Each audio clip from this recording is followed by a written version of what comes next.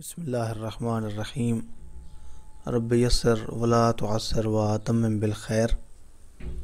مومنین کرام، پیغمبر اسلام صلی اللہ علیہ وآلہ وسلم کا ایک فرمان جو برس کی بیماری کا متعلق ہے۔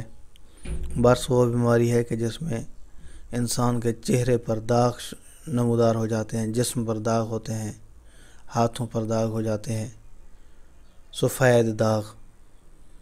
پیغمبر اسلام فرماتے ہیں خمس خصال تورث البرس، 5 عادتیں ایسی ہیں کہ جن کی وجہ سے برس ہو سکتی ہے، یہ بیماری ہو سکتی ہے، ان سے اجتناب کرنا چاہیے۔ پہلی چیز فرماتے ہیں النورۃ یوم الجمعہ و یوم الاربعاء، جمعہ والے دن اور بدھ کے دن نورہ کا استعمال کرنا۔ نورہ وہ پاؤڈر ہوتا ہے کہ جس کے ذریعے سے غیر مطلوبہ بالوں کی صفائی کی جاتی ہے۔ والتوضی والاغتسال بالماء الذی یسکنہ الشمس، فرمایا وضو کرنا اور غسل کرنا اس پانی کے ساتھ کہ جس کو سورج نے گرم کیا ہے۔ سورج کی تپش سے گرم شدہ پانی کے ساتھ وضو کرنا اور غسل کرنا یہ بھی مکروہ ہے، اور اس کی وجہ سے برس کی بیماری ہو سکتی ہے۔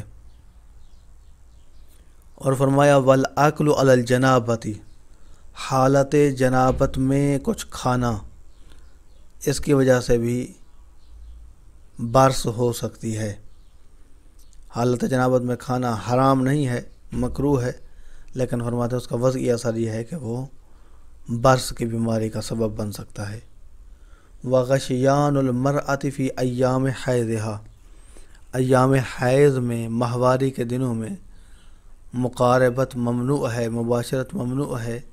پیغمبر اسلام فرماتے ہیں اگر کسی نے جمعہ کیا ہے ماہواری کے ایام میں حرام ہے، اور اس کا وضعی اثر یہ ہوتا ہے کہ اس کی وجہ سے برس کی بیماری ہو سکتی ہے۔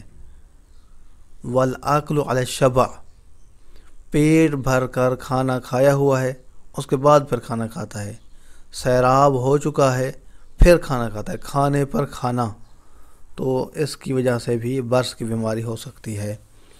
اپنا بہت سارا خیال رکھیے گا، اپنی دعاؤں میں یاد رکھیے گا۔ محمد نقی جسکانی کو حوزہ علمیہ نجف اشرف سے شیعہ پوائنٹ سے اجازت دیجیے۔ والسلام علیکم۔